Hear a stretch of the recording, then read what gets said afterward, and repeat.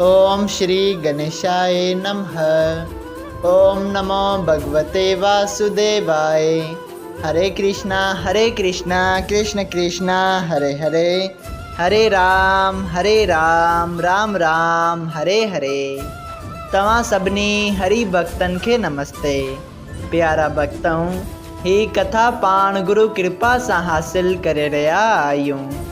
श्री गणपति सरस्वती जो दरे ध्यान करियां थो मां भागवत महापुराण जो बयान, जंहिंमें व्यासदेव ऐं श्री सुखदेव जी कयो आहे श्री कृष्ण लीला जो गुणगान। सभई चओ जय भागवतम महापुराण। प्यारा भक्तों, अज पाण श्रीमद भागवत महापुराण साहिब जे 8वें स्कंद जो जायज़ो शुरू करे रहा आयूं। सभई चओ जय श्री कृष्णा। जंहिंजो नालो आहे परमेश्वर जो हरि अवतार ऐं वामन अवतार धारण करण।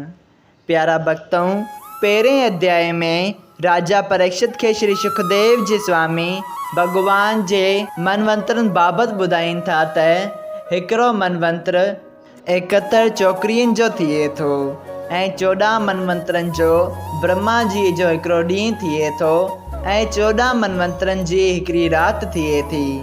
पोइ राजा परीक्षित के श्री सुखदेव जी स्वामी शुरू वारनि 6 मनवंतरनि जे बारे में ॿुधाइनि था, जंहिं ते चौथे अध्याय में पाण खे ख़बर पई त भगवान हरि अवतार धारण कयो हो। तंहिं ते राजा परीक्षित चयो त मूंखे हरि अवतार जी कथा ॿुधायो। तंहिं बाद श्री सुखदेव जी स्वामी अध्याय 2 में राजा परीक्षित खे हरि अवतार जी कथा ॿुधाईंदे ॿुधाइनि था त हिकिड़ो हाथी गजेंद्र पंहिंजे साथियुनि संगतियुनि सां गॾु नदीअ में पाणी पीअण वास्ते आयो। हाथी पाण पाणीअ जे अंदरि हलियो वियो ऐं ॿियनि खे पंहिंजी सूंड जी मदद सां पाणी पीआरण लॻो। तंहिं वक़्तु हाथीअ जे पेर खे गिरा यानी वाॻुओ जले छॾियो ऐं पोइ हाथी ऐं वाॻुओ जे विच में कशमकश थियण लॻी, यानी के हज़ारां सालनि ताईं उन्हनि जी पाण में लड़ाई थियण लॻी। कॾहिं हाथी गिरा खे किनारे ताईं वठी अचे त कॾहिं गिरा हाथीअ खे नदीअ जे अंदरि वठी वञे। अहिड़ी तरह जॾहिं हाथी पंहिंजा प्राण गिरा जे हथां वेंदे ॾिठा तॾहिं भगवान श्री नारायण जी खे वेनती करे पुकारण लॻो। तॾहिं श्री नारायण जी गुरु ते सवार थी हरि अवतार धारण करे अची वाॻुअ खे मारे गजेंद्र खे उन खां बचाए थो ऐं हाथी भगवान श्री नारायण जी खे स्तुति में चवे थो त मां पंहिंजे कुटुंब ॿार बचनि जे आसरे ते हिन नदीअ ते आयसि ऐं उन्हनि ते भरोसो कयमि, लेकिन हुननि मूं खे मुसीबत में ॾिसी पंहिंजो पाण खे बचाए भॼणु चङो सम्झी हली विया ऐं मां हिते कष्ट वेठे सुथा। तंहिं करे हिन दुनिया में को बि माण्हू कमु नथो अचे। का बि शइ पदार्थ असांजे कम जी न आहे सिवाय हिकु तव्हां यानी कि श्री नारायण जी जे नाम जी। तंहिं लाइ प्यारा भक्तों, भगवान जो नाम ऐं जाप कयो। तंहिं बाद अध्याय 4 में गिरा ऐं गजेंद्र जे पुराणे जन्म जी कथा अचे थी, जंहिं में श्री सुखदेव जी स्वामी राजा परीक्षित खे ॿुधाइनि था त जंहिं वक़्तु गिरा मारियो वियो उन वक़्तु देवताउनि ख़ुशीअ जा नगारा वॼाए हरि भगवान ते गुलनि फुलनि जी वर्खा कई ऐं गिरा यकदम हिकिड़ो ख़ूबसूरत पुरुष राजाई पोशाक जहिड़ा वग़ैरह पाए अची श्री नारायण जी जे साम्हूं थियो। तॾहिं श्री नारायण जी खे वेनती करे ॿुधायई त मां हिकिड़ो गंधर्व हुअसि ऐं पंहिंजी स्त्रियुनि सां गॾु विमान ते सैर करे रहियो हुअसि त जंगल में हिकिड़ो तमामु सुंदर तलाउ ॾिसी स्त्रियुनि समेत उते वञी व्यंजन लॻसि यानी सनानु कयमि। उते हिकिड़ो रखेश्वर वेठो हो जंहिंजो नालो देवल रखेश्वर हो। जंहिंजी जंगा जले उन खे मूं किनारे तां खणी पाणीअ में वठी आयसि। तंहिं ते उन मूंखे श्राप ॾिनो त जहिड़ी तरह तो मुंहिंजो पैर गिरा वांगुरु जलियो आहे उन ई रीति तूं वञी गिरा थी। तॾहिं मूं पश्चाताप करे देवल रखेश्वर खे वेनती कई त उन्हनि ॿुधायो त नारायण जी हरी अवतार धारण करे अची मूंखे मुक्त कंदा, लेकिन उन जे लाइ मूंखे गजंदर हाथीअ जो पेर पकड़णो पवंदो। सभई चयो जय श्री कृष्णा। तंहिं बाद हाथी बि पंहिंजे अॻूणे जनम जी कथा ॿुधाए थो त अॻे जनम में हू इंद्रदमन नाले राजा हो ऐं हू परमात्मा जो परम भक्त हो ऐं हर वक़्तु भॻवान जे चरणनि जो ध्यानु पंहिंजे हृदय में रखंदो हो। हिकिड़े ॾींहुं अगस्त्य जी उन्हनि वटि विया ऐं हू जप ऐं तप में अहिड़ा त मगन हुआ जो उन्हनि खे अगस्त्य जी जे अचण जो को बि ख़्यालु ख़बर न पई। तंहिं ते इंद्रदमन अगस्त्य जीअ जो को बि आदर सत्कार न कयो, जंहिं वजह सां अगस्त्य ऋषि उन्हनि खे श्राप ॾिनो त तूं जहिड़ी रीत गजंदर वांगुरु ईअं वेठो आहीं, अहिड़ी रीत वञी गजंदर जो जनम वठि। अहिड़ी रीत आऊं अची गजंदर जो जनम वठी हिन पर्बत ते रहण लॻसि। सभई चयो जय श्री कृष्णा। तंहिं बाद अध्याय 5 में भॻवान जे कच्छम अवतार जी कथा अचे थी, जंहिं में श्री सुखदेव जी स्वामी राजा परीक्षित खे ॿुधाइनि था त 5 मनवंतर में सबर रखेश्वर जी वेंकट स्त्रीअ मां वेंकट भॻवान अवतार वरितो हो ऐं सुमेर पर्बत ते सतलोक जे साम्हूं ॿियो वेंकट लक्ष्मीअ जे रहण लाइ तयारु कयो ऐं उन खां पोइ 6 मनवंतर में भॻवान कच्छो अवतार धारण कयो हो। जंहिं बाद राजा परीक्षित जे पुछण ते श्री सुखदेव जी स्वामी कच्छो अवतार जी कथा ॿुधाइनि था। हिकिड़े दफ़े दुर्वासा ऋषि पंहिंजनि चेलनि समेत किथां खां वञी रहिया हुआ त उन्हनि खे रस्ते में इंद्र जी गॾिजनि था। तॾहिं दुर्वासा रखेश्वर उन्हनि खे हिकिड़ी माला भेंट ॾियनि था, लेकिन इंद्र उन माला जो को बि आदर सत्कार न करे पंहिंजे मन में ख़्यालु करे छॾे थो त हिन खां वधीक ख़ुशबूदार गुल त मुंहिंजे इंद्रलोक में आहिनि ऐं उन माला खे फिटो करे छॾे थो। इहा ॻाल्हि जॾहिं दुर्वासा रखेश्वर खे ख़बर पए थी, तॾहिं दुर्वासा रखेश्वर हिन खे श्राप ॾियनि था त जंहिं घमंड ते तो ही कमु कयो आहे उन जी वजह तुंहिंजो राज ऐं धन आहे। सो मां परमेश्वर खां ईअं घुरां थो त तुंहिंजो सभु राज ऐं धन पदार्थ ॿई शल गुम थी वञनि। ऐं जॾहिं दैतनि खे दुर्वासा रखेश्वर जे इन श्राप जी ॻाल्हि ख़बर पई, तॾहिं उन्हनि इंद्रलोक ते चढ़ाई कई ऐं आसानीअ सां इंद्र ते फतेह पाए इंद्रलोक जो राज करण लॻा।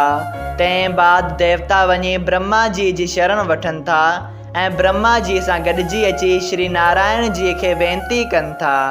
तॾहिं श्री नारायण जी उन्हनि खे चवे थो त दैत तव्हां खां वधीक बलवान आहिनि, तंहिं करे तव्हां दैतनि वटि वञी इहो प्रस्ताव रखो त छो न पाण मंदराचल पर्बत सां खीर समंदर खे विलोरे उन मां अमृत कढूं। तॾहिं देवराज इंद्र राजा बलीअ वटि अची इहो प्रस्ताव रखनि था ऐं राजा बली इन प्रस्ताव खे स्वीकार करे अमृत पीअण जी ख़्वाहिश ज़ाहिर कई। ऐं अध्याय 6 में देवता ऐं दैत गॾिजी वञी उन पर्बत खे खणण लॻा ऐं जाम कठिनाईअ सां उन पर्बत खे खणी थोरो अॻिते आया त सभई घायल थी विया ऐं हार मञी श्री नारायण जी खे वेनती करण लॻा। तॾहिं अध्याय 7 में श्री नारायण जी गुरुड़ ते सवार थी उन्हनि सभिनी देवताउनि ऐं दैतनि खे मंदराचल पर्बत समेत खणी वञी खीर समंदर वटि पहुचाइनि था। तंहिं बाद दैत ऐं देवताऊं गॾिजी वञी वासिंग नांग जीअ खे प्रार्थना करे वठी अचनि था ऐं तंहिं बाद भॻवान जी आज्ञा सां मंदराचल पर्बत जी मदद सां दैतनि ऐं देवताउनि खीर सागर खे विलोरणु शुरू कयो। तंहिं वक़्तु समंदर जी लहरनि ऐं पाणीअ जे विच में मंदराचल पर्बत बीह न सघियो, तॾहिं उन खे स्थिर बनाइण वास्ते भॻवान कच्छो अवतार धारण करे उन पर्बत खे पंहिंजी पुठीअ ते खणियो ऐं पोइ देवताउनि वासिंग नांग जो पुछ जलियो ऐं दैतनि वासिंग नांग जो मोह जले मंदराचल पर्बत सां खीर सागर खे विलोरियो, जंहिं मां विलोरजण ते पहिरीं सभिनी खां भयानक ऐं ख़तरनाक ज़हर निकितो जंहिंजी तपश सां सभिनी जीवन खे दुख पए पहुतो। तॾहिं नारायण जी सलाह मूजिबि देवता ऐं दैत अची श्री महादेव जी खे उहो ज़ेर धारण करण जे लाइ वेनती कनि था। तॾहिं श्री नारायण जी आज्ञा सां महादेव जी उन ज़ेर खे पंहिंजे कंठ में धारण कनि था, जंहिं करे महादेव जी जो कंठ नीलो थी वञे थो ऐं हू हिन चराचर महाजगत में नीलकंठ नाले सां मशहूर थिया। सभई चओ जय भगवान। उन खां पोइ दैत देवताऊं वापसि अची खीर समंदर खे विलोरण लॻा, जंहिं मां हिन दफ़ो कामधेनु गऊ निकिती। प्यारा भक्तों, उहा गऊ अति सुंदर हुई ऐं उन जी ख़ासि ॻाल्हि इहा हुई त जेका बि शइ उन कामधेनु गऊ खां घुरंदासीं सा पाण खे मिली वेंदी। तंहिं ते नारायण जी चयो त इहा कामधेनु गऊ रखेश्वरनि ब्राह्मणनि खे ॾियणु घुरिजे, जो हू हमेशा यज्ञ तप आदि कंदा रहनि था ऐं उन्हनि खे भीख वग़ैरह घुरणी न पवंदी। तंहिं करे हुननि खे इहा कामधेनु गऊ ॾियणु घुरिजे, जंहिं ते देव ऐं दानव ॿई मुतफ़िक़ थियनि था। उन बाद वरी समंदर विलोजण शुरू थी वियो। तॾहिं श्री नारायण जी चयो त अॻिते जेके बि शइ समंदर मां निकिरे तंहिंखे तव्हां सभई इक्वली यानी के बारी बारी हिक ॿिए खे ॾींदा अचो। टे दफ़े उच शर्वा नाले गौरो निकितो, जेको सफ़ेद रंग जो अति सुंदर हो, जंहिंखे ॾिसंदे ई मन मोहिजी वञे, जंहिंखे दैतन चयो त असां खणंदासीं। उन खां पोइ ॿिए दफ़े एरावट हाथी निकितो, जेको सफ़ेद चईं ॾंदनि वारो हो, तमामु मनमोहींदड़ ऐं दिलि खे भाईंदड़ हो। उन खे देवताउनि खयो। तॾहिं दैतन चयो त ही गौरव मोटाए हाथी असांखे ॾियो, लेकिन श्री नारायण जी चयो त ही गौरव अवां पंहिंजी मर्ज़ी सां खयो हो, तंहिं लाइ पंहिंजी ॻाल्हि यानी की ज़बान तां न मुरो। पंजें दफ़े हिकिड़ी मणी तमामु तेजवान ऐं महान सुंदर निकिती, जा श्री नारायण जी चयो त मां खणंदसि। प्यारा भक्तों, इहा साॻी ही कौस्तुभ मणी आहे जेका नारायण भॻवान धारण कई आहे। उन खां पोइ ॿिए दफ़े विलोरण ते छहीं चकर पार जात नाले हिकिड़ो वणु निकितो। तॾहिं श्री नारायण जी चयो त हिन कुल्प वृक्ष खां जेकी कुझु तव्हां घुरंदा सो तव्हांखे मिलंदो, ऐं उहो दैतन कयो हो। सतें दफ़े हिकिड़ी रंबा नाले तमामु सुंदर अप्सरा निकिती, जंहिं चयो त आउं कंहिं बि वटि न वञी वेश्या थी रहंदसि। ऐं अठें दफ़े श्री माता लक्ष्मी महान सुंदर ऐं तेजवान चङा गहना ऐं कपिड़ा पाए साॼे हथ में कंवल जो गुल ऐं खाॿे हथ में माला खणी समंदर मां ॿाहिरि निकिती। सभई चओ जय माता लक्ष्मी। जंहिंखे ॾिसी सभु देव ऐं दैत उन ते मोहित थी पिया ऐं उन खे पंहिंजी बणाइण वास्ते चवणु लॻा। तॾहिं माता लक्ष्मी चयो त अव्हीं सभु पंहिंजो पाण खे कतारनि में बीहारे छॾियो। तॾहिं सभु देवता ऐं दैत कतारूं ठाहे बीह रहिया ऐं तंहिं बाद माता लक्ष्मी सभिनी देवताउनि दैतनि ब्राह्मणनि रखेश्वरनि बाबति पंहिंजी राय ॾींदी अची श्री नारायण जी खे क़बूले चयो त हे हर तरह सां उत्तम आहे ऐं गुणवान आहे, लेकिन हिकिड़ो अवगुण बि हिन में आहे त ही को बि मोह या ममता नथो रखे। तंहिं करे आउं हिन खे पंहिंजो पति करणु स्वीकार करियां थी। सभई चओ जय श्री कृष्णा। तॾहिं ॾाढी धाम ऐं धूम सां विधि मूजिबि माता लक्ष्मीअ जो विहांउ श्री नारायण जीअ सां थिए थो। उन बाद जॾहिं समंदर खे वरी विलोरियो वियो, तॾहिं कन्या रूप थी शराब समंदर मां निकितो, जंहिंखे दैतन खयो। ऐं 10 दफ़े हिकिड़ो पुरुष तमामु सुंदर ऐं तेजवान धनवंतर नाले वेद, जेको परमेश्वर जो अवतार यज्ञ भाग वठण वारो हो, उहो हिकिड़े हथ में अमृत जो कलश ऐं ॿिए हथ में हिकिड़ो गुल खणी समंदर मां ॿाहिरि निकितो। सभई चओ धनवंतर वेद की जय हो। जंहिं ते दैतन झपटो हणी उहो अमृत जो कलश धनवंतरी वेद खां वठी छॾियो ऐं उन खे खणी पंहिंजो पाण में विढ़ण लॻा। को चवे त ही अमृत जो कलश पहिरीं आउं खणंदसि, को चवे त आउं खणंदसि। इन ॻाल्हि में हू हिक ॿिए खां अमृत जो कलश फुरंदा अॻियां वधंदा विया, लेकिन कंहिंखे बि एतिरो टाइम न थे मिलियो, एतिरो वक़्तु न थे मिलियो जो हू खणी अमृत पी सघनि हा। तंहिं वक़्तु वरी देवताउनि भॻवान खे स्तुति कई ऐं भॻवान वरी पंहिंजे भक्तनि जी रखिया करण वास्ते हिकु तमामु सुंदर मनमोहींदड़ रूप धारण कयो, जंहिंखे पाण मोहिनी रूप सां सुञाणूं था। उन रूप खे ॾिसी वॾा वॾा महान योगेश्वर जति तपी वग़ैरह मोहित थी पवनि था, जंहिंखे ॾिसी देवता ऐं दैत बि मोहित थी पिया ऐं उन्हनि अमृत खे विसारे उन मोहिनी रूप खे चयो त ही अमृत जो कलश तव्हां खणो ऐं असां में विराए ॾियो। लेकिन मोहिनी रूप चयो त आउं सिर्फ़ु दैतनि खे ई अमृत जो कलश छो पीआरियां, छो त देवताउनि जो बि खीर समंदर खे विलोरण में साॻियो ई हथु रहियो आहे। तंहिं ते दैतनि हामी भरी ऐं पोइ भॻवान मोहिनी रूप देवताउनि खां शुरू कंदे सभिनी खे कतार में विहारियो ऐं सभिनी खे अमृत पीआरींदी दैतनि खे पंहिंजे मोहिनी रूप जी माया में फसाईंदी। जॾहिं चंद्रमा वटि पहुती तॾहिं राहु नाले दैत अची देवताउनि जी पंथ में वेही रहियो ऐं अमृत पी छॾियईं। जंहिं ते चंद्रमा ऐं सूरज उन खे सुञाणी मोहिनी रूप भॻवान खे ॿुधायो ऐं भॻवान अमृत पीआरण बंदि करे पंहिंजो सुदर्शन चक्र धारण करे उन राहु दैत खे मारण वास्ते चक्र हलायो, जंहिंजी वजह सां उन जो सर अलॻि ऐं दर अलॻि थी वियो। लेकिन अमृत जे प्रताप करे उहो मुवो कीन ऐं उन जो सर अलॻि जीरो थी रहण लॻो ऐं दर अलॻि थी हलणु लॻो, जंहिं करे उन खे राहु ऐं केतु चयो वञे थो। सभई चयो जय श्री कृष्णा। प्यारा भक्तों, राहु अमर थी वियो ऐं सूरज ऐं चंद्रमा खे खाइण वास्ते ईंदो आहे, जंहिंखे पाण सूर्य ग्रहण ऐं चंद्र ग्रहण चवंदा आहियूं।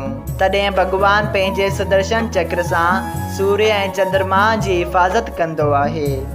प्यारा भक्तों, न्याय अध्याय ताईं इहा कथा हुई। अध्याय 10 में देवताउनि ऐं दैतनि जी लड़ाई बाबति श्री सुखदेव जी ॿुधाइनि था त जॾहिं दैतनि खे मालूम थियो त भॻवान नारायण जी इहो मोहिनी रूप हो, तॾहिं हू क्रोध में भरिजी पंहिंजा अस्त्र शस्त्र खणी अची देवताउनि ते का कनि था।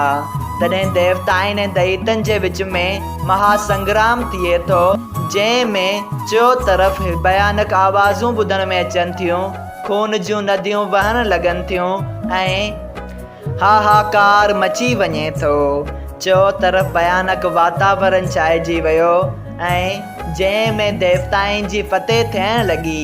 तंहिं बाद जॾहिं दैतनि पंहिंजो पाण खे हाराईंदो ॾिठो, तॾहिं राजा बली मायावी युद्ध करणु शुरू कई, जंहिं में वरी दैतनि जो पलड़ो भारी थी पियो।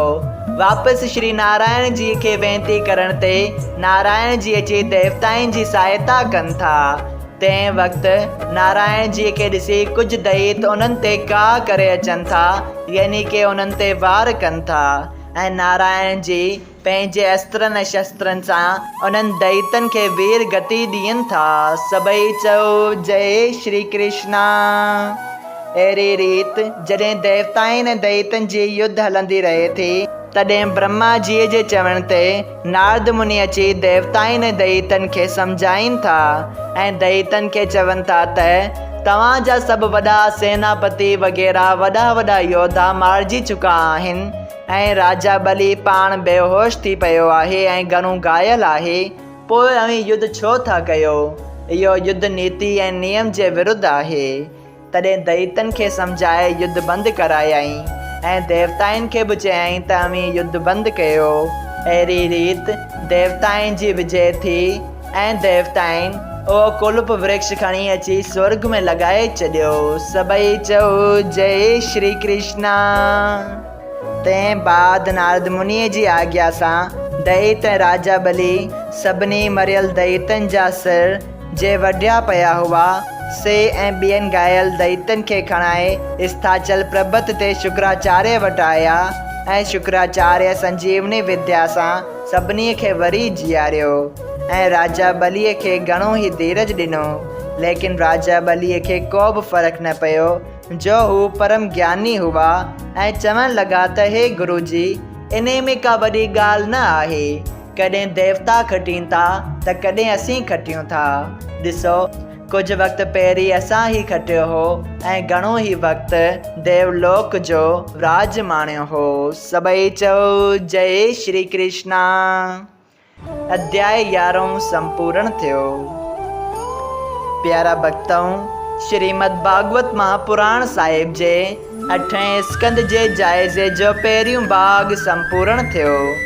अगर तव्हां सभिनी हरि भक्तनि खे हिन कथा मां लाभ हासिल थियो हुजे त कृपया हिन कथा खे ॿियनि हरि भक्तनि सां शेयर कजो त उन्हनि जो बि भलो थिए ऐं तव्हांजो बि भलो थिए। सभई चओ जय सिया राम। राधे राधे।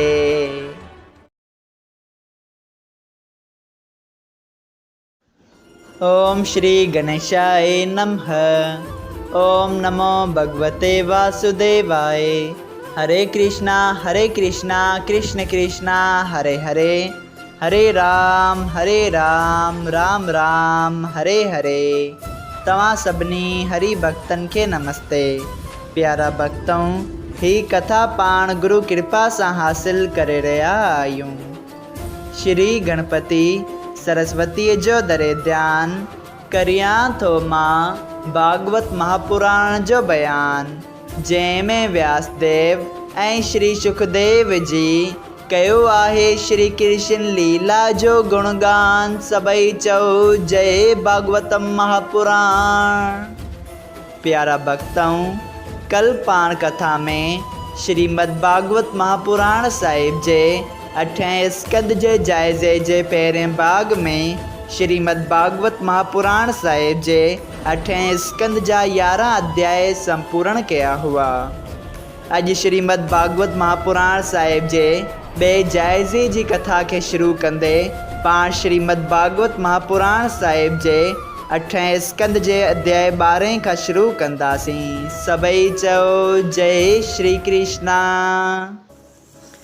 प्यारा भक्तों, श्री सुखदेव जी स्वामी का राजा परीक्षित पुछन था त हे महाराज, इहो मोहिनी रूप एरो केरो सुंदर हो जो सभई देव दानव ऐं जेके भी रखेश्वर मुनेश्वर हुआ उन ते मोहित थी पिया।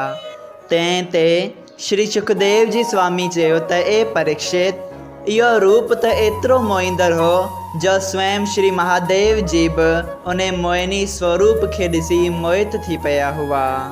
तंहिं ते राजा परीक्षित उहा कथा पुछनि था, जंहिं ते श्री सुखदेव जी ॿुधाइनि था त हिकिड़े वक़्तु माता पार्वती श्री महादेव जी सां गॾु वेठी हुई।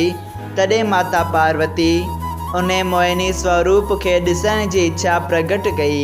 तंहिं वक़्तु श्री महादेव जी माता पार्वतीअ सां गॾु नंदी गुण ते सवार थी वैकुंठ में विष्णु भॻवान वटि आयो। विष्णु भॻवान खेनि इज़त सां विहारे पुछियो, अॼु कीअं आया आहियो? तॾहिं श्री महादेव जी मोहिनी स्वरूप खे ॾिसण जी इच्छा प्रकट कई। पहिरियां ई त श्री महादेव जीअ खे विष्णु भॻवान चयो त उन रूप खे ॾिसी तूं पंहिंजी सिद्ध बुद्ध विसारे वेंदे ऐं माया में मोहिजी वेंदे। लेकिन महादेव जीअ जे ज़िद करण ते श्री महादेव जीअ खे विष्णु भॻवान ओट में वञी बीहारीनि था ऐं उते खां पाण हलिया वञनि था। तंहिं बाद उते जो नज़ारो चो तरफ़ बदिलजी वञे थो। हिकिड़ो तमामु सुंदर बाग़ अची ठहे थो, उहो बि मायावी हो, जंहिं में हिकिड़ी तमामु सुंदर औरत पंहिंजे हथ में बाल खणी उन खे हेठि मथे करे केच केच खेॾंदी आई थे, जंहिंखे ॾिसी श्री महादेव जी मोहित थी विया ऐं उन्हनि खे पाइण वास्ते यानी कि उन सां भोग विलास करण जे वास्ते उन जे पोयां पवनि था। पोइ महादेव जी उन्हनि जे पोयां चरनि वांगुरु अहिड़ी रीति फिरी रहिया हुआ जो उन्हनि खे कंहिं बि ॻाल्हि जी सिद्ध बुद्ध न हुई। उन्हनि कंहिं जे साम्हूं बि को शर्म न थे कयो ऐं आख़िरकार उन स्त्रीअ खे पकिड़े छॾियईं लेकिन हू स्त्री मायावी रूप सां छल कंदी, यानी के मोहिनी रूप भगवान जो श्री महादेव जी सां छल कंदो बार बार उन्हनि जे हथ मां निकिरी भॼी थे वियो। आख़िरकार जॾहिं मोहिनी रूप ॾिठो त महादेव जी जो कतरो किरी पियो आहे, तॾहिं हू अंतर ध्यान थी वियो। सभई चओ जय श्री कृष्णा।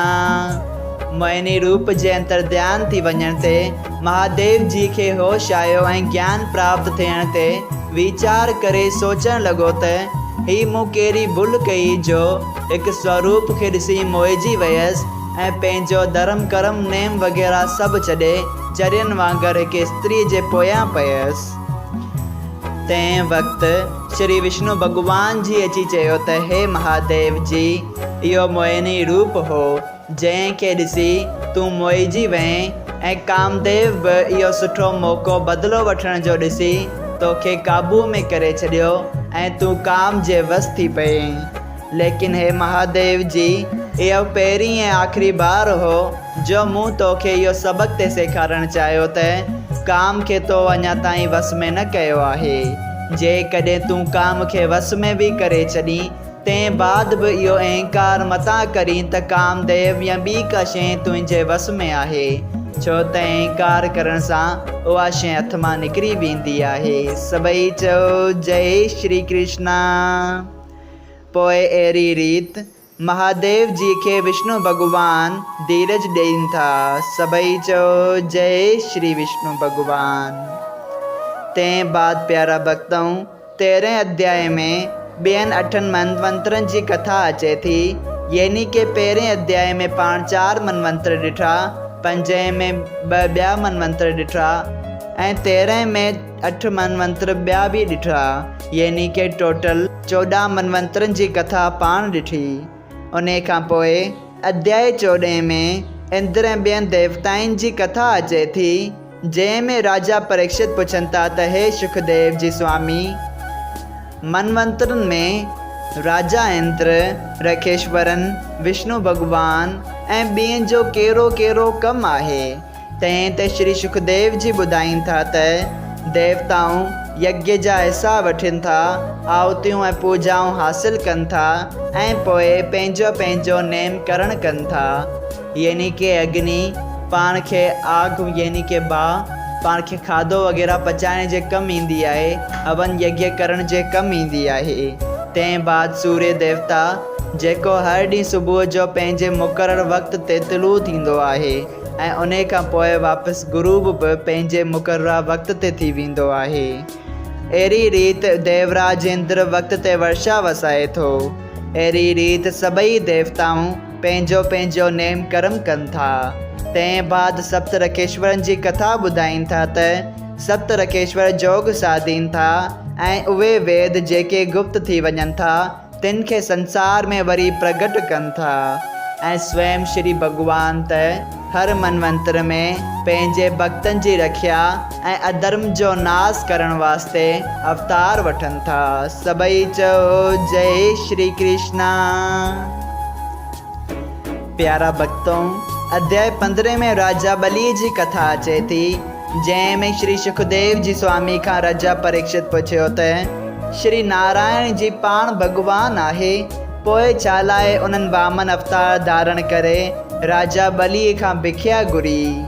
उन जे जवाब में श्री सुखदेव जी ॿुधाइनि था त देवराज इंद्र खां हाराइण बाद राजा बली पंहिंजे गुरुअ जी तमामु घणी शेवा करे थो ऐं गुरु उन ते प्रसन्न थी हिकिड़ो आशीर्वाद ॾिए थो ऐं उन खां हिकिड़ो यज्ञ कराए थो, जंहिं यज्ञ जे संपूर्ण थियण ते हिकिड़ो सुनहरी रथ, 4 घोड़ा, हिकिड़ो शंख ऐं ध्वजा, हिकिड़ो धनुष्य ऐं तरकुश जंहिं जा तीर कॾहिं बि ख़तमु न थियनि ऐं हिकिड़ी तरार, हिकिड़ी सुंदर ज़रे निकिती जेके सभु राजा बलीअ खे ॾिना विया ऐं स्वयं श्री शुक्राचार्य गुरु हिकिड़ो शंख राजा बलीअ खे ॾेई चयो त ही शंख मूं पंहिंजे जोग बल सां तोखे ॾिनो आहे, इहो तोखे हर युद्ध में विजय ॾींदो।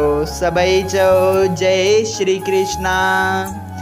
इहे सभु सौगातूं यज्ञ जूं ऐं पंहिंजे गुरु शुक्राचार्य जो शंख पाण सां गॾु करे देवराज इंद्र ते राजा बलीअ का कयो ऐं देवताउनि अमृत पीअण बाद बि दैतनि जे साम्हूं कुझु बि न बीह सघिया ऐं दैतनि जी विजय थी ऐं देवताऊं हाराए पंहिंजे गुरु बृहस्पति वटि विया ऐं चवण लॻा त हे महाराज, असांजी हार छो थी? असां त अमृत पीतो आहे।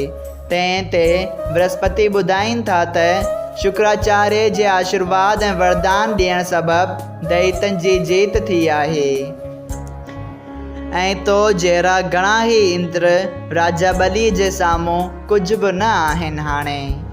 तंहिं लाइ परमेश्वर खां सवाइ ॿियो को बि राजा बलीअ जे साम्हूं थी नथो सघे। उन ई वक़्तु राजा बलीअ जे गुरु शुक्राचार्य खे उन्हनि चयो त हे गुरु जी, मां हमेशह लाइ हिन इंद्रलोक ते राज करणु चाहियां थो। तंहिं ते शुक्राचार्य राजा बलीअ खां 100 यज्ञ भारत खंड में कराइनि था, जिन मां 99 यज्ञ विधिअ मूजिबि संपूर्ण थियनि था, जंहिं में राजा बली घणियूं ई दान दक्षिणाऊं ॾिए थो। बाक़ी हिकिड़ो यज्ञ पूरो थियण ते हो, जंहिं जे पूरे थियण बाद देवलोक जो राज हमेशह राजा बलीअ जो थी वञे हा। अध्याय 16 में पंहिंजे पति कश्यप जी शेवा कनि थियूं, जंहिं जी शेवा करण जे प्रताप सां कश्यप जी खेनि पुछनि था त तोखे छा घुरिजे। तॾहिं हू चवे थी त हे पति परमेश्वर, मूंखे पंहिंजे पुटनि जो राज खपे। तॾहिं श्री कश्यप जी चवनि था त हू तुंहिंजा पुट आहिनि त मुंहिंजा बि पुट आहिनि ऐं दैत असुर बि मुंहिंजा पुट आहिनि। अगरि देवता राज कनि था त दिती थी रोए ऐं जॾहिं दैत राज कनि था तॾहिं तूं थी रोईं। आउं त ॿिन्ही पासनि में अची फसां थो। तंहिं लाइ तूं परमेश्वर जो हिकिड़ो विर्त रख।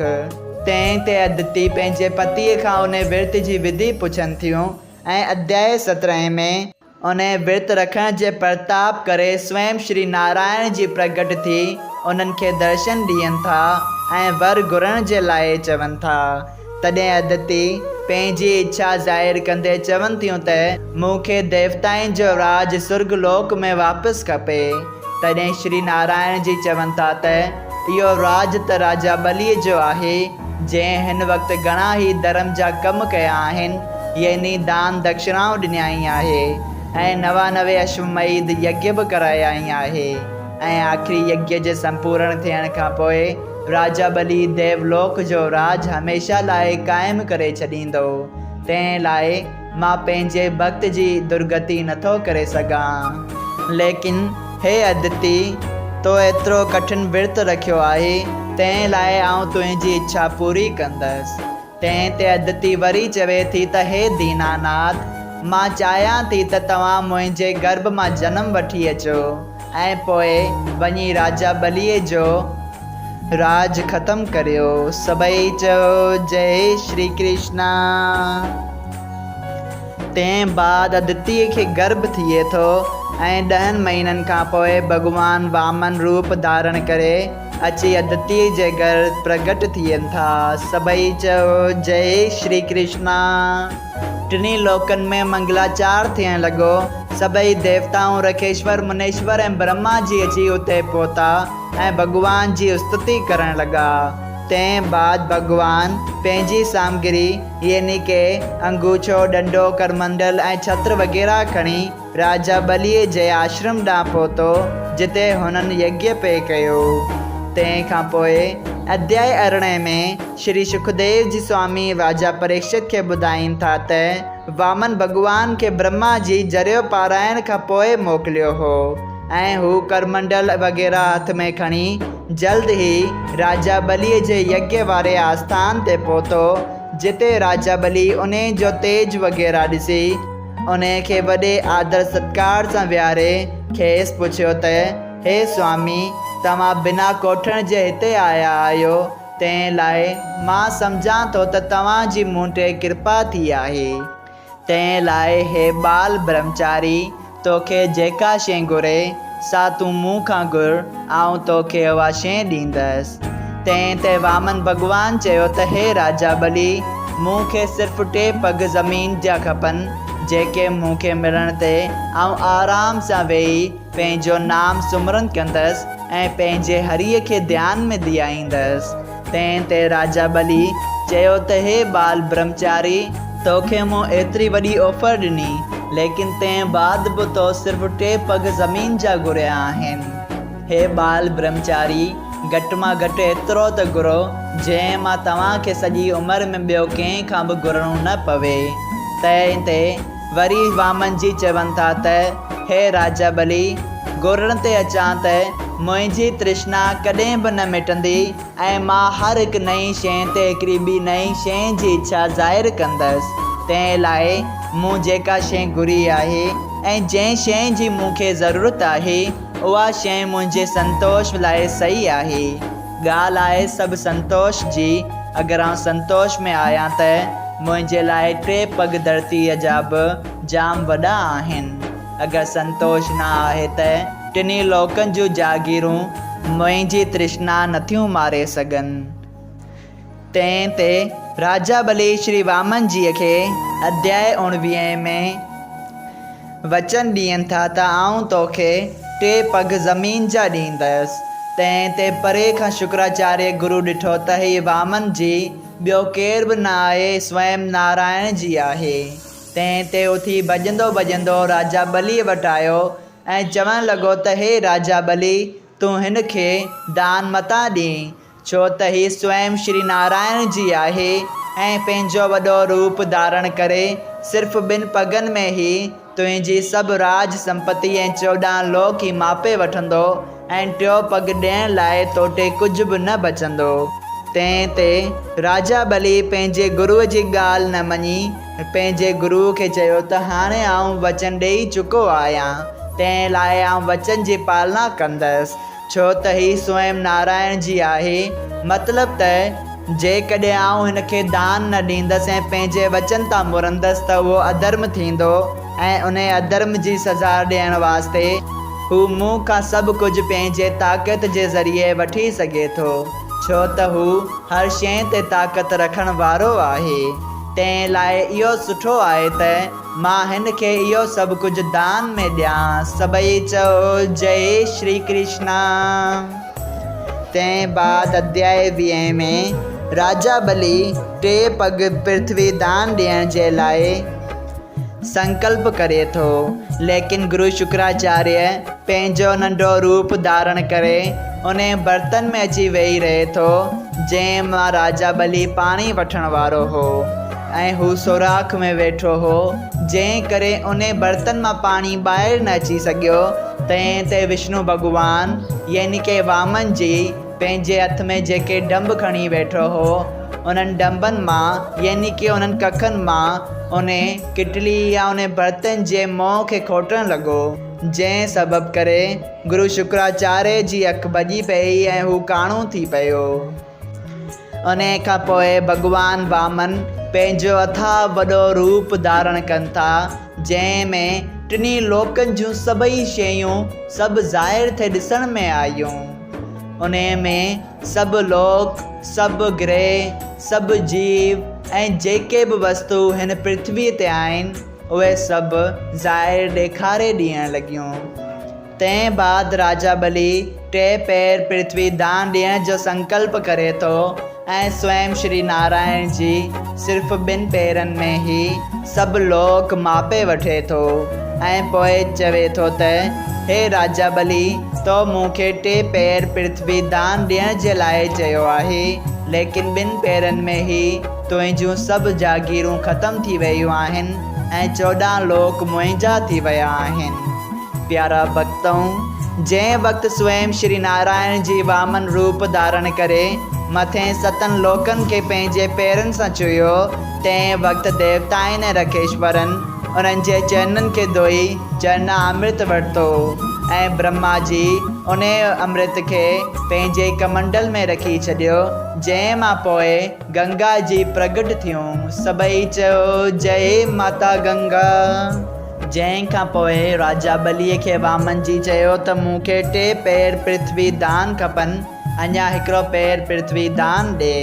तंहिं वक़्तु राजा बली पंहिंजो शीश झुकाए छॾियो ऐं चवणु लॻो त हे दीनानाथ, मुंहिंजो ही शीश बेशक नंढो आहे, लेकिन गौर कयो जो हिन शीश यानी के आऊं हिन 14 लोकनि जो राजा हुअसि ऐं ही शीश उन्हनि सभिनी लोकनि ते राज कंदो हो। तंहिं करे पाण हिन खे उन्हनि 14 लोकनि जे बराबरि सम्झी सघूं था। तंहिं बाद श्री नारायण जी ब्रह्मा जीअ जे सम्झाइण सां ऐं पहलाज भक्त ॿियनि देवताउनि ऐं नारद मुनीअ जे सम्झाइण सां राजा बलीअ जे सर ते पंहिंजो टियों चरण रखनि था ऐं उन्हनि खे पंहिंजो दास बणाए राजा बलीअ जी परीक्षा वठी उन जो सभु अहंकार नास करे उन्हनि खे सुतल लोक जो राजा बणाइनि था। तंहिं बाद अध्याय 23 में राजा बली पंहिंजे कुटुंब समेत ऐं गुरु शुक्राचार्य ऐं पंहिंजे ॾाॾे पहलाज सां गॾु वञी सुतल लोक में रहणु लॻो ऐं स्वयं श्री नारायण जी वामन रूप धारण करे 8 ई पैर उन जे दरवाज़े ते चौकी ॾियणु लॻो ऐं नारायण जी चयो त हे शुक्राचार्य, तूं हिन यज्ञ जी आख़िरी आहुति बि विझ, छो त राजा बली ईंदड़ मनवंतर में सुर्गलोक जो राज कंदो ऐं आऊं उन खे इंद्र बणाईंदसि। प्यारा भक्तों, सभई चओ जय श्री कृष्णा। अध्याय 24 जंहिंमें मत्स्य अवतार जी कथा अचे थी। राजा परीक्षित श्री सुखदेव जी स्वामीअ खां नारायण जी जे अवतारनि जी कथा ॿुधी चयो त हे सुखदेव जी, मुंहिंजो मन नारायण जी जे चरित्रनि जी कथा ॿुधण खां ॾापे ई नथो। तंहिं करे मां मत्स्य अवतार जी कथा बि ॿुधणु चाहियां थो, छो त भॻवानु एतिरो वॾो थी हेॾे नंढे जीव जो अवतार छो धारण कयो। तंहिं ते श्री सुखदेव जी जवाब में चवनि था त को बि जीव भॻवान जे लाइ वॾो या नंढो न आहे, हू त सिर्फ़ु अवतार वठी पंहिंजी लीला कनि था। पोइ मत्स्य रूप अवतार जी कथा अचे थी त हिकिड़े वक़्तु प्रलय जे वक़्तु ब्रह्मा जी सुम्ही पिया ऐं उन्हनि जे वेदनि खे हेगरियो दानव खणी वियो ऐं वञी पाताल में लिकाए छॾियईं ऐं उन जे ॿिए पासे राजा सत्यव्रत जंहिं तप कयो हो त आउं प्रलय जो नज़ारो ॾिसां, तंहिंखे ॾिनल वरदान पूरो करण वास्ते भॻवानु हिकिड़े ॾींहुं नदीअ में वञी मत्स्य रूप धारण कयो। इहो वक़्तु हो सुबुह जो। राजा सत्यव्रत सनानु करे अमृत वठी रहियो हो, यानी कि सूरज भॻवान खे अंजलि भरे ॾेई रहियो हो। तंहिं वक़्तु अंजलि भरण में उन्हनि जे हथ में हिकिड़ी मछली अची वई ऐं उहा चवणु लॻी त हे राजा सत्यव्रत, मूंखे हिन नदीअ मां कढी वञी कंहिं सेफ यानी कंहिं हिफ़ाज़त वारी जॻहि ते रखो, जिते आउं पंहिंजो पाण खे सुरक्षित महसूसु कयां, छो त हिते वॾियूं मच्छियूं मूंखे खाई वेंदियूं। तॾहिं राजा सत्यव्रत चए थो त आउं तुंहिंजी रक्षा कंदसि ऐं आउं तोखे पालींदसि। प्यारा भक्तों, इते बि राजा सत्यव्रत अहंकार मंझा चई ॾिनो त ही कमु आउं कईंदसि। पोइ राजा सत्यव्रत उन मछलीअ खे पंहिंजे घर खणी वियो ऐं उते हिकिड़े वॾे पात्र में विधाई, जंहिं में विझण सां ई उहा मछली वॾी थी वई। पोइ हिकिड़ो खॾो खोटाए उन में पाणी भराए मछलीअ खे रखियईं, लेकिन कुझु ई पलनि में उहा मछली उन खॾे में बि न समाई। तंहिं बाद हिकिड़े तलाउ में ऐं उन खां पोइ वरी उन नदीअ में विधाई, लेकिन उहा नदी बि उन मछलीअ जे लाइ नंढड़ी थी पई।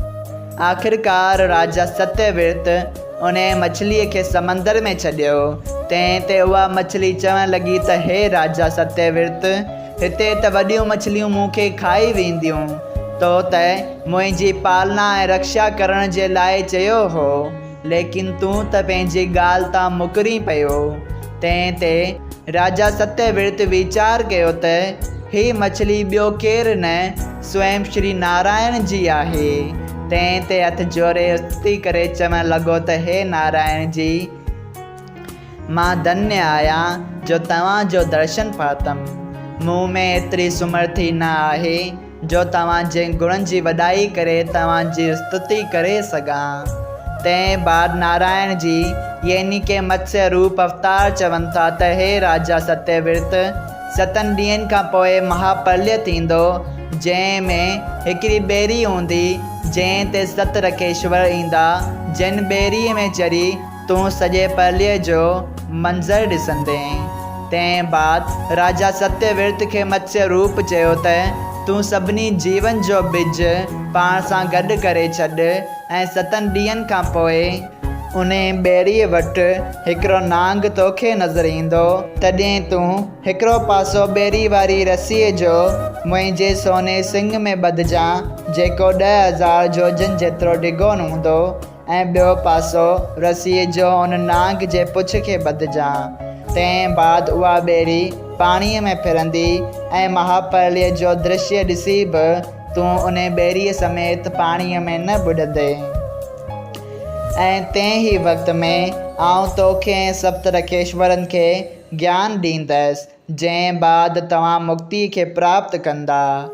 प्यारा भक्तऊं, 7 ॾींहंनि खां पोइ भॻवान जे ॿुधाइण मूजिबि इहे सभु शयूं थियनि थियूं ऐं भॻवान मत्स्य रूप धारण करे राजा सत्यव्रत ऐं 7 रखेश्वरनि खे ज्ञान उपदेश ॾियनि था, जंहिंजो वर्णन मत्स्य पुराण में अचे थो। ज्ञान ॾियण बाद मत्स्य भॻवान चयो त हे राजा, तूं पंहिंजूं अखियूं बंदि करे वरी खोल। जॾहिं राजा सत्यव्रत ईअं कयो, तॾहिं पंहिंजूं अखियूं खोलण ते पाण खे उन नदीअ जे किनारे ते आसन ते वेठो ॾिठो ऐं सॼे महापर्य जो तमाशो ॾिसण बाद उन खे ईअं पिए लॻो त इहो सभु ॼण त को सपनो हो। अहिड़ी रीति भॻवान मत्स्य रूप धारण करे पंहिंजे भक्त राजा सत्यव्रत खे महापर्य जो तमाशो ॾेखारियो ऐं तंहिं बाद पाताल में वञी तरार सां हेगरियूं दैत खे मारे 4 वेद आणे ब्रह्मा जीअ खे ॾिनाई ऐं पोइ भॻवान अंतर्ध्यान थी विया। सभई चओ जय श्री कृष्णा। श्रीमद् भागवत महापुराण साहिब जे 8हें स्कंद जो जाइज़ो संपूर्ण थियो। अगरि तव्हां सभिनी हरि भक्तनि खे हिन कथा मां लाभ हासिल थियो हुजे त कृपया हिन कथा खे ॿियनि हरि भक्तनि सां शेयर कजो त उन्हनि जो बि भलो थिए ऐं तव्हांजो बि भलो थिए। सभई चओ जय सिया राम। राधे राधे।